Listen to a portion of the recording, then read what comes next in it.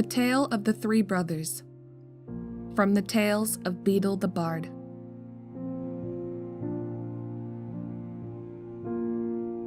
There were once 3 brothers who were traveling along a lonely, winding road at twilight.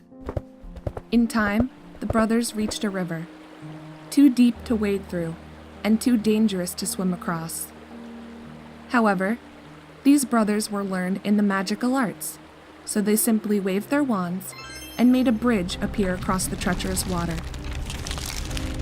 They were halfway across it when they found their path blocked by a hooded figure. And it was Death. He was angry that he had been cheated out of 3 new victims, for travelers usually drowned in the river. But Death was cunning.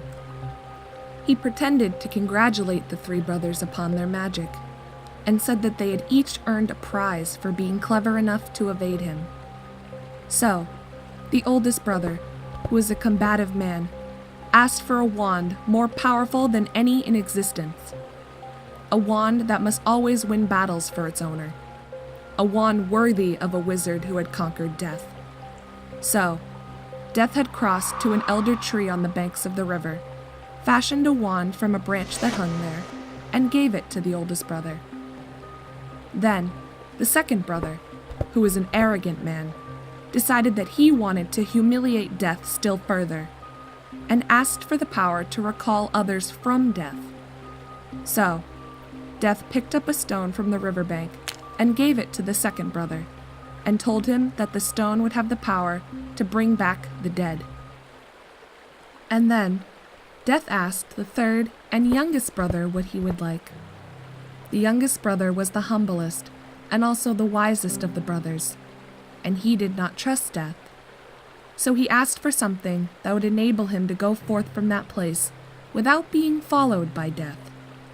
And Death, most unwillingly, handed over his own cloak of invisibility. So Death stood aside and allowed the 3 brothers to continue on their way. And they did so, talking with wonder of the adventure they had had, and admiring Death's gifts. In due course, the brothers separated, each for his own destination. The first brother traveled for a week or more, and, reaching a distant village, sought out a fellow wizard with whom he had had a quarrel. Naturally, with the elder wand as his weapon, he could not fail to win the duel that followed. Leaving his enemy dead upon the floor, the oldest brother proceeded to an inn, where he boasted of the powerful wand which he had snatched from death itself, and how it had made him invincible. That very night, another wizard crept upon the oldest brother as he lay wine-sodden upon his bed. The thief took the wand and, for good measure, slit the oldest brother's throat. And so, Death took the first brother for his own. Meanwhile, the second brother journeyed to his own home, where he lived alone. There, he took the stone which had the power to recall the dead, and turned it thrice in his hand. To his amazement and delight, the figure of the girl he had once hoped to marry before her untimely death appeared at once before him. Yet, she was sad and cold, separated from him as though by a veil. Though she had returned to the mortal world, she did not truly belong there, and suffered. Finally, the second brother, driven mad by hopeless longing, killed himself,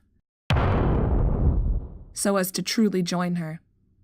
And so, Death took the second brother for his own. But though Death searched for the third brother for many years, he was never able to find him. It was only when he had attained a great age that the youngest brother finally took off the cloak of invisibility and gave it to his son. And then, he greeted Death as an old friend, and went with him gladly, as equals.